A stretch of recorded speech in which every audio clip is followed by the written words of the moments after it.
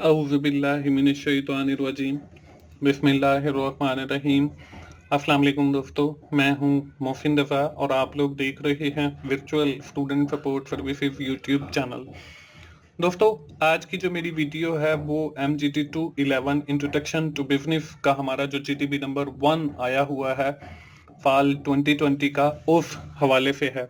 दोस्तों, GTB शुरू करने से पहले मेरी तमाम दोस्तों से गुजारिश है, जिन दोस्तों ने अभी तक मेरा चैनल सब्सक्राइब नहीं किया है वो जल्दी से मेरा चैनल सब्सक्राइब कर लें और साथ ही बेल के आइकॉन पर भी क्लिक कर लें ताकि मैं जब भी कोई वीडियो पोस्ट करूं तो उसका सबसे पहले जो नोटिफिकेशन है वो आपको मिल सके।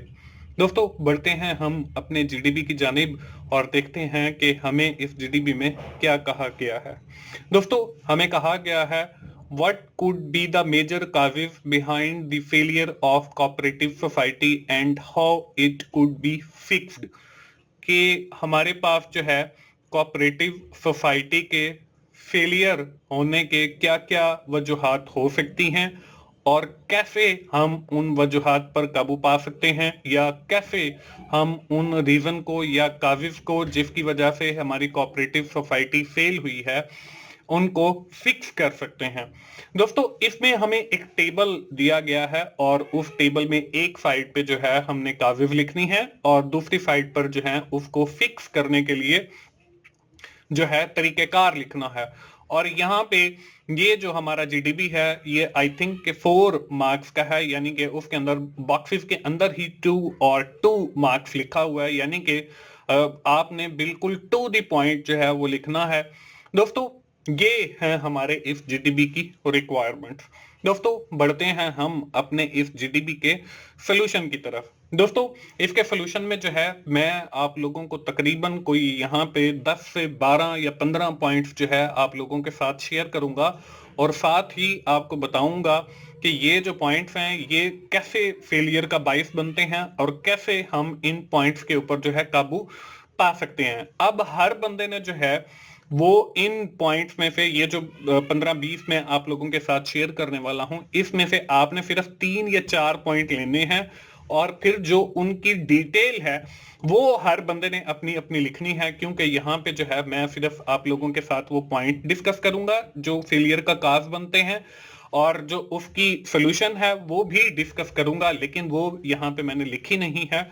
ना लिखने की वजह यही है कि हर बंदा जो है वो इसको कॉपी कर लेता है, तो मैं यहाँ पे डिटेल जो है वो आप लोगों को शेयर करूंगा सिर्फ बोल कर। तो आप लोगों ने जो है मेरी इस वीडियो के साथ जुड़े रहना है और उस डिटेल को गौर से सुनना है और फिर आपने उसको अपने अल्फाज के अंदर जो है वो राइट डाउन करके अपना GDP मुकम्मल करना है। तो दोस्तों, इसमें जो पहला पॉइंट मैंने लिखा है वो लिखा है लैक ऑफ कैपिटल। अब लैक ऑफ कैपिटल से मुराद ये है कि उनके पास जो है सबसे जो बड़ी वजह है कोऑपरेटिव सोसाइटी के फेल होने की वो यही है कि उनके पास जो है सरमाए की किल्लत होती है, जिसकी वजह से वो कोऑपरेटिव सोसाइटी जो है वो फेल हो जाती है। तो जब हमारे पास सरमाए की किल्लत होती है तो हम क्या करते हैं, हम जो है उसके अंदर नए मेंबर्स को ऐड करते हैं, हम उसकी सब्सक्रिप्शन जो फी है उसको बढ़ा देते हैं। तो इन दो तरीकों से जो है इसके ऊपर काबू पाया जा सकता है। ये जो मैंने आपको डिटेल या सोल्यूशन बताया है ये आपने अपने अल्फाज में लिखना है। इसके बाद जो दूसरा मैंने पॉइंट लिखा है वो है लैक ऑफ यूनिटी, कि वहां पे कोऑपरेटिव सोसाइटी की फेल होने की एक सबसे बड़ी जो वजह है कि उसके अंदर जितने भी मेंबर्स होते हैं उनका आपस में इत्तेफाक नहीं होता। इत्तेफाक ना होने की वजह से जो है वो कोऑपरेटिव सोसाइटी जो है वो फेल हो जाती है।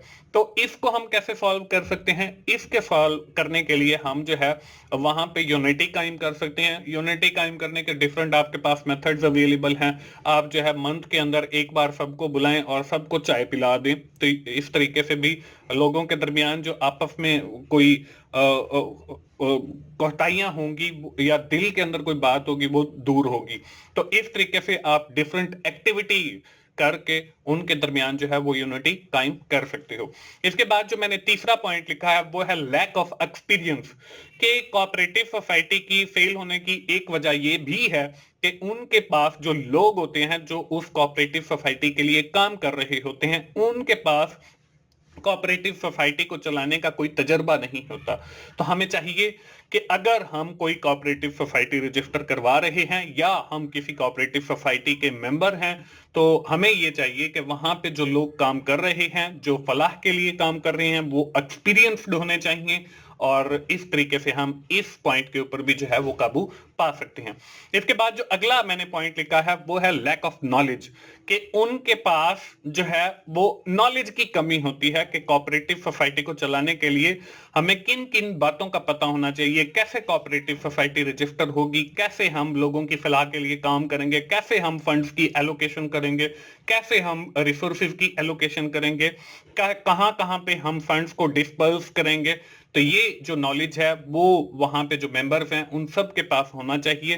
तो इसके लिए जो है आप ट्रेनिंग प्रोग्राम करवा सकते हो, आप जो है हाई क्वालिफाइड पर्संस को एज अ लीडर रख सकते हो जो वहां पे नॉलेज को डिलीवर करे with respect to the cooperative society. दोस्तों ये तो है 4 पॉइंट। अब अगली स्लाइड पे चलते हैं और हम कुछ और पॉइंट्स देखते हैं with respect to the cooperative society.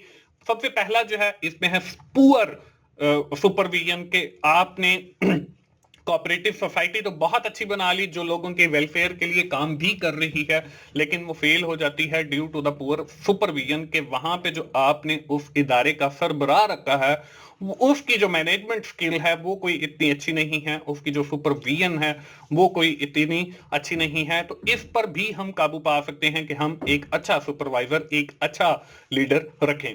इसके बाद अगला जो पॉइंट है वो है पुअर मैनेजमेंट, कि अच्छा सुपरवाइजर तो रख लिया है लेकिन हमारी जो मैनेजमेंट है वो अच्छी नहीं है, तो उसके लिए भी आप अच्छी मैनेजमेंट करके इस पॉइंट के ऊपर भी काबू पा सकते हैं।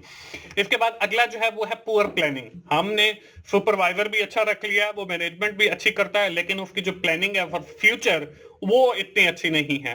तो हम जो है फ्यूचर प्लानिंग अच्छी अगर कर लें तो हम इस पॉइंट के ऊपर भी काबू पा सकते हैं।